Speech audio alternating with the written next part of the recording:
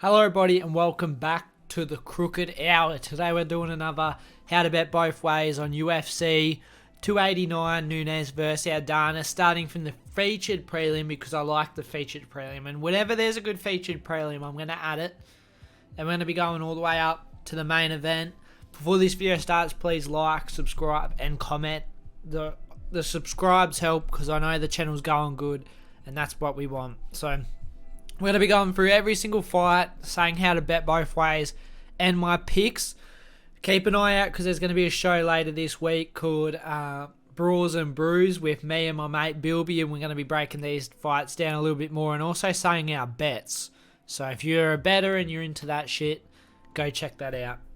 But anyway, kick back. I've got a whiskey at the moment. Oh, really fucking tickles the balls, that does. But we're going to start at Chris Curtis versus Naseem Imavov. Now, how to bet both ways? I'll get into it straight away. Let me get the odds up here because I've been slacking for getting the odds. So this time, I'm going to get them up. So Naseem Imavov is the favourite, paying $1.62, while Chris Curtis is the underdog at $2.30. And I've never bet against Chris Curtis in his whole career. So I've got more wins than losses because he's been an underdog in his earlier fights, but he has shown a weakness against people who fight like Naseem Imavov. In his last fight, he struggled. Who did he fight against? I'm drawing a blank. Against Kelvin Gastelum, he struggled. Sure, Naseem Imavov doesn't fight like Kelvin Gastelum, but he does have slick striking. He fights similar to Jack Hermansson, and I could see him on the outside outpointing Chris Curtis. It does hurt to say because again, I've never not backed Chris Curtis. Like, and I have been kind of turned off on him from his raging he gets. It's hard to be a Chris Curtis fan, man. It is hard to be a Chris Curtis fan. But Naseem Imavov does seem to gas, and he does show weakness. It's a hard fight to pick. When we're talking about underdog Chris Curtis, I will probably end up putting a little bit on it. But my pick, at the moment, it could change, but my pick to advise you guys is Naseem Imavov. How to bet on him? Naseem Imavov by decision is your best play. Chris Curtis hasn't been finished in his UFC career. Naseem Imavov isn't going to finish Chris Curtis, I don't believe. So Naseem Imavov by decision is a wonderful bet. The line hasn't dropped for it yet, but I'm gonna say it's paying around the 220 mark. I could imagine about 220. So yeah, Naseem Imavov by decision is a good bet. And if you saw on the side of Chris Curtis, I'd just be playing his money line just in case he does outpoint him or KO him. It's going to be hard to outpoint Naseem Imavov unless he just pulls on in the last round. That KO bet mightn't be a terrible bet, honestly. The KO bet mightn't be a terrible bet. I saw Naseem Imavov. Chris Curtis isn't a bad bet. Naseem Imavov by decision or Chris Curtis by money line would be my bet. Any props? Probably no props on that one. Next up, Marc-Andre Barriault versus Eric Anders. Now this is a good fight.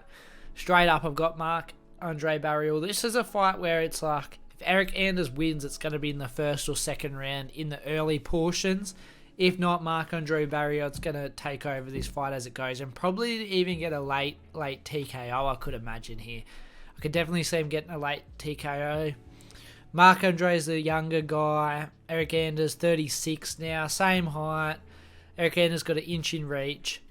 I see Marc-Andre Barriault taking over this fight as it goes on. Like, I see him just pouring the pressure on and getting him out of there in the third round would be my pick, but he could easily decision it as well. If you're on the side of Marc-Andre Barriault, like myself, I'd be just playing him. What are the lines? So you can get Marc-Andre Barriault at $1.62, so he's the favourite, versus Eric Anders at $2.30. So the same lines as the Naseem Imavov Chris Curtis fight. But I honestly think Marc-Andre Barriault should be a bigger favourite than that. And I think he's getting the win. I would throw him in a parlay piece perhaps, or round 3 stoppage or decision. Ladbrokes has that bet where you can go round 3 KO or by decision, I might chuck that down. I think I will chuck that down. If you're on Eric Anders, I'd just go the first round KO prop, or just the KO prop in general. Like, I know he's an underdog, but I don't see him winning the decision here. I do not see him winning the decision here against Marc-Andre Barrial. So KO prop for Anders. Maybe even the round 1 KO prop if you're on the side of Eric Anders. If you're on the same side as me, Marc-Andre Barrial, I'd be going rounds 3 or decision. You know, that double chance bet or whatever it is. That is what I'd be playing. Prop bet. Yeah, risky fight for the props, hey. Risky fight for the props. Next up, Dan Ige versus Nate Landwehr. So you can get Dan Ige as the favourite at $1.38 and Nate Landwehr at a massive underdog, $3.10. I got Dan Ige in this fight. This is the one fight probably on this card that I don't know quite which way to go, because Nate Landwehr could just put on that pressure, but he gets dropped a lot. And with somebody with the boxing like Dan Ige, I can see him dropping Nate Landwehr often. Like, he has a 1-inch reach advantage, but he's the older guy by 3 years. Nate Landwehr's got a height advantage as well. I just think Dan Ige's boxing's going to be too slick for him, and I think he's going to get the job done against the Nate Landwehr by decision, just by dropping him multiple times and winning a unanimous decision. Oh, but Nate the Train just brings it though. This is one bet where I'm just like, one pick where I'm just like, don't know where to go.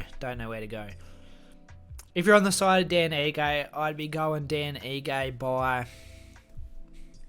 I wouldn't be playing Dan Ige if I was going Dan Ige, because maybe a parlay piece if you just wanted to throw him in there. But these odds, especially when Nate Landwehr, if I was betting on this fight, I'd much rather put a bet on Nate Landwehr just for the excitement, for the underdog pick, and for his chances. While Dan Ige, for his chances, I don't think this is the best line at $1.38. So if you want to bet on Dan Ige, I'd stay away. Or if you're really confident, maybe you see something I don't, maybe put him in a parlay or something like that. If you're on the side of Nate Landwehr, I'd just be playing his money line, honestly. I don't see him finishing a Dan Ige. Is Dan Ige been finished recently? No, he doesn't really be getting finished. And Nate Landwehr, he does wobble people a lot, but he's not the biggest finisher. So Dan Ige is the pick. Nate Landwehr money line, Dan Ige stay away, or maybe put him in a parlay. Next up, Mike Malott versus Adam Fugget. Now this is a fight, I don't know much about it, but I think they're putting Mike Malott on a stage here to beat Adam Fugget. I just don't know why this fight's the third on the main card. I guess because they're trying to build Mike Malott into a big Canadian superstar. But I think Mike Malott is just a bit better in the striking, and I feel like he's just going to get it done. As I said, I don't know a lot about this fight. Adam Fugget did look good in his last fight, though. But I just think Mike Malott's going to get it done on the feet. So keeping it simple. Mike Malott. Oh, shit. My screen's bugging. All right, Mike Malott. How's Mike Malott winning his fights? Sub, KO, sub. So he's a finisher. I'll be going Mike Malott by finish. Does Adam Fugget get finished, though? These are the things you have to check. Mike Malott, he can get finished. I mean, it was against Marlon Moraes, but I like this fight. Now seeing that. I like this fight. Prop does not go the distance. That's how I'd be betting on this fight. My pick, Mike Malott by finish. What are the odds in this bad boy? I always skip the odds. So Mike Malott's a decent favourite at $1.45. Adam Fugget, $2.80. I'd be going Mike Malott. Maybe it's just a straight up money line pick if I was on the side of Mike Malott in this fight, which I am, but I don't know if I'm going to bet it. But if you really want to bet this fight, if you're looking at a fight from each of the main card, I'd just be playing his line straight up, or perhaps a finish, like by submission or finish. Like some people on some books have it inside the distance, where you have it by submission or TKO, basically the same thing. But yeah, that could be worth playing, and I might play that perhaps. But I do like the fight doesn't go the distance. And Adam Fugget, just his money line. Like, if you like Adam Fugget, $2.80, good odds there. Should be a good fight. But yeah, I don't see it going the distance. Now, a fight I do know a bit about is this one. So Charles Oliveira versus Beneil Dariush. I think Dariush is going to get it done here pretty handedly. Like, I can see Charles, like, maybe, but Beneil's just too safe. I was going to say Charles might catch him, but Beneil is just too safe. I believe that. I don't think he puts himself in many bad spots anymore in his career. He doesn't put himself in bad positions. I can just see him being a lot more safer than Charles Oliveira. Charles Oliveira is going to try and make this fight hell for Beneil Dariush by going wild, trying to put Beneil Dariush in bad positions. But Beneil Dariush, yeah, is just too smart. I see him being a really smart fighter that has a bit of power, has great wrestling, great jiu-jitsu, great striking. And Charles Oliveira, while he does have great striking, he does have great, of course, great jiu-jitsu. I just feel like Beneil Dariush is going to win this fight. The odds, you can get Charles Oliveira at $2.25, Beneil Dariush at $1.65. I'm going to just say it now. I'm going to put a bet on Beneil Dariush at that money line. I'm going to put one down before the lines go even further if they do.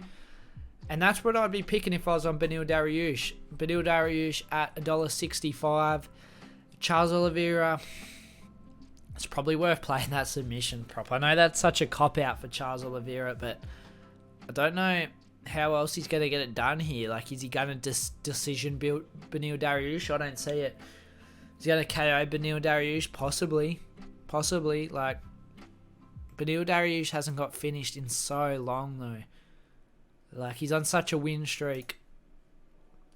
I know Charles Oliveira just got finished, and before that he wasn't really getting finishes, but he's still getting dropped. I don't know if this is a fight. I'm guessing it's not a 5-round fight. Because if it is, I'd be saying Beneil Dariush by finish. I could see him finishing Charles at one point over these rounds, but in a 3-round fight, he mightn't finish Charles. He might. I might change my opinion by the time my Beers and Brews comes out, so just check that out if it's out. Let's just get this out of the way. Charles Oliveira by submission is my pick for bet both ways, but Beneil Dariush money line, if it's a 5-round fight, maybe he's finished prop. Props for the round markets and whatnot, I don't mind.